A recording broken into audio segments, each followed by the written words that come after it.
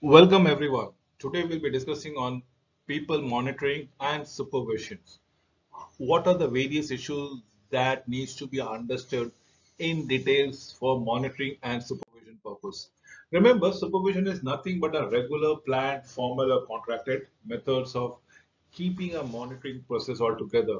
Now, what has been on a regular basis, you have to have supervisions on a planned basis in a sense where there are metrics that needs to be taken into account, formal or contracted.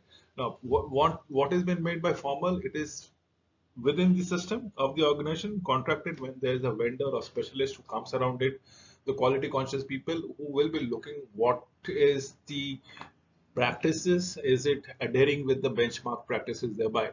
So yes, focus is on task, workload, roles, responsibilities, accountability, and development. Now, talking about those regular, planned, formal, and contracted, contracted being from outside agencies, formals may be within the organizations.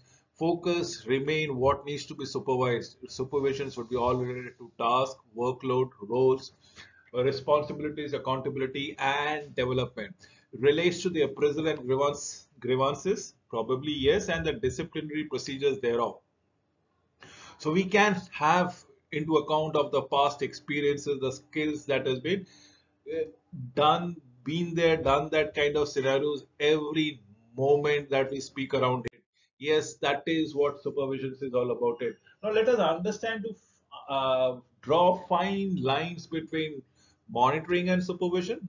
Remember, this is vital cog in the wheel to check and monitor the agreed action plan has to be followed through. Now that is what we need to go around it.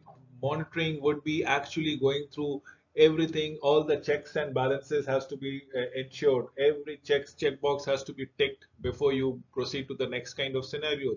That is what the action plan would demarcate altogether. So use a standard form to record such things. Meet regularly, keep appointment, privacy and confidentials, either of the cases as the case might be all about.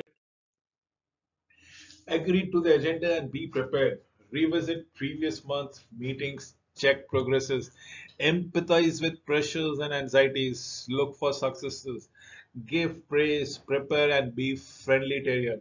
Never, I would again reiterate the word called never let the things go unsupervised as on well on basis. So support the supervision, separate, tend to overlap. At times what happens is when there is uh, extra supervision, there would be a tending tendencies towards having conflict, confusions, and that needs to be elevated altogether. You need to eliminate everything so there is no overlap at all. Supervisions normally should be informal, absolutely, and people would appreciate that thing. The moment you put in formal tag on to it, people are very apprehensive, get more conscious. Supervision should be always on a day-to-day basis, week-to-week basis, month-to-month basis, and we are trying to find out issues to solve them rather than to escalate them.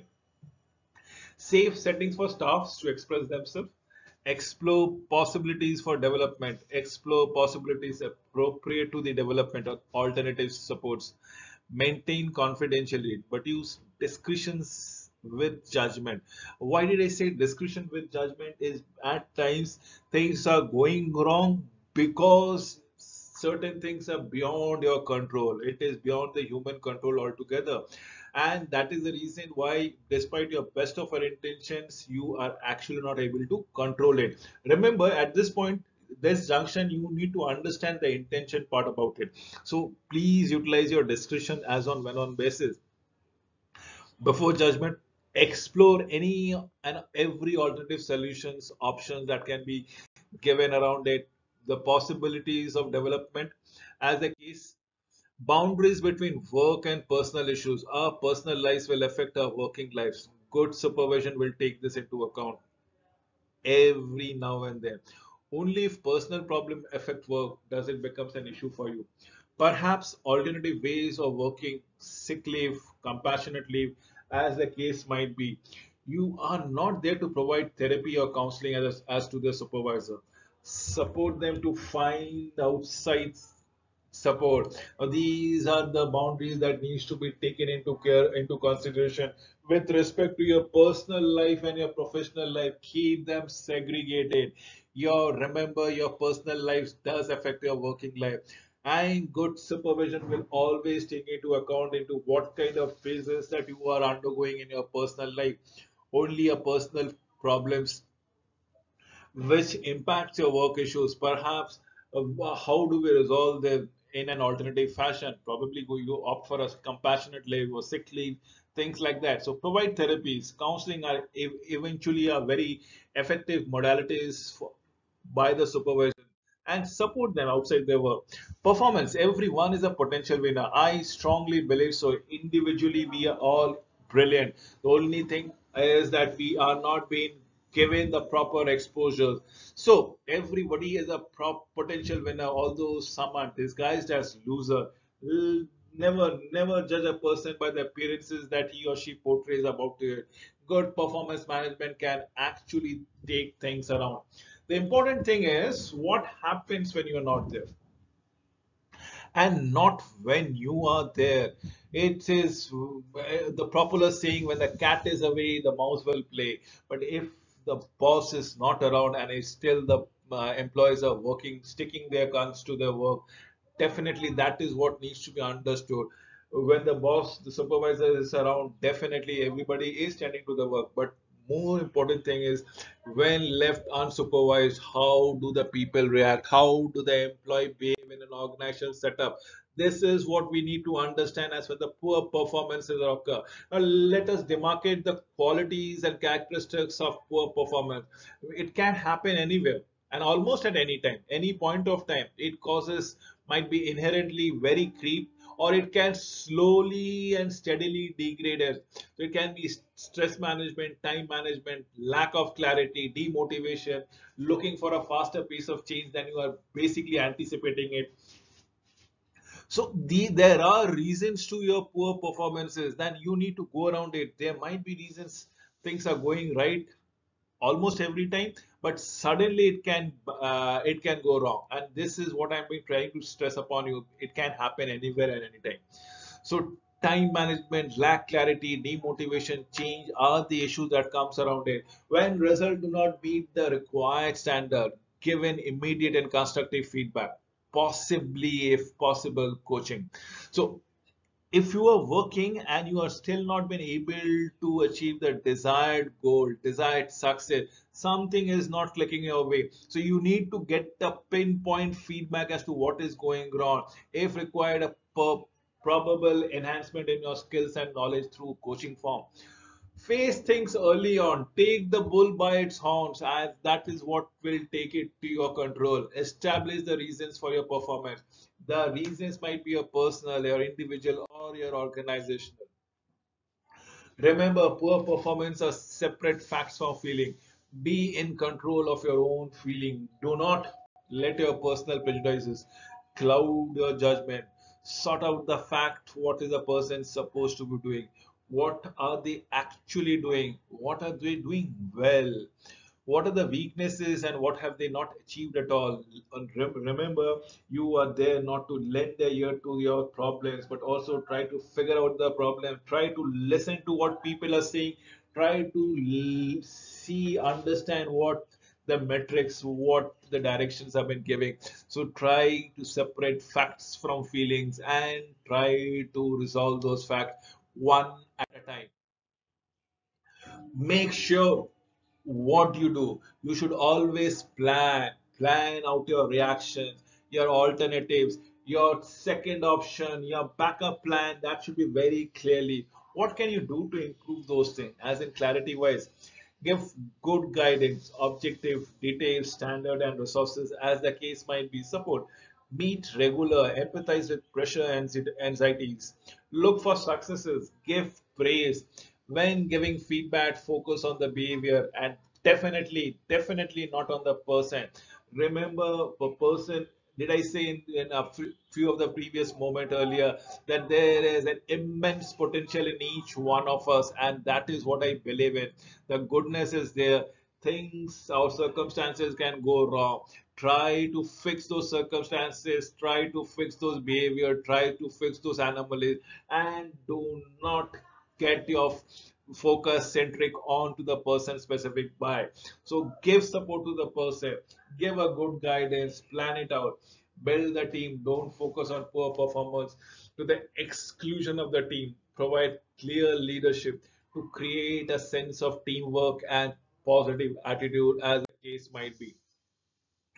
People, when faced with difficulties, try to run away, as in flight system. What I would say is to not to go for the flight system, but to fight the system, face the reality. At the end of the process, you have to accept that your hope of a committed, motivated member of the staff who is capable of doing the job well and to the high standard is simply not realistic. Be factual about it. Remember, this is what, as they say, to err is a human. We all are susceptible to certain of the fallacies that has been present. So yes, we cannot always have an idealistic situation. We cannot always have an idealistic employee. We will not have everything in our favor, and that is what the reality is all about it. So face up to it. You may have to settle for a member of a staff who's capable of doing the job or aspect of the job adequately, someone who contributes in a limited but still in a useful manner to the team. If you believe that the removal of a person is inevitable, that at an early stage, look at your policies, procedures. Lack of capabilities and unwillingness to do the job will probably mean eventual disciplinary action. And that is where you have to take your advices up and upteenth moment of time. To, if you believe person is going wrong and just cannot be rectified, look at your policies, procedure. Look, is it a skill issue or is it a will issue? And then probably initiate the disciplinary action. Remember, when the risk is not really a risk, it is a business. If they stay, it adds on. If they do move around, if they move around, it hampers the business. So you need to weigh the pros and cons of a situation. When the risk to a business is higher, if the employee stays, and if they go, if the employee doesn't stay is all bad. So which is better? So try to evaluate a smaller risk with a higher risk and so on and so forth. Try to wait it out before you actually enact the eventual assumptions or the basic instinct that you play upon it. Remember, for a supervision, helpful skills are you need to ask this question: are this vital? Are this significant? Are this important? Are this pertinent? You need to go about it.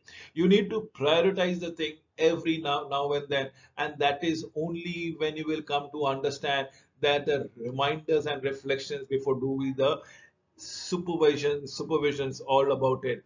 This is what we are looking for it. So that reminders, those reflection before we actually enact with the supervision method, ask your questions: is this important? Is this pertinent?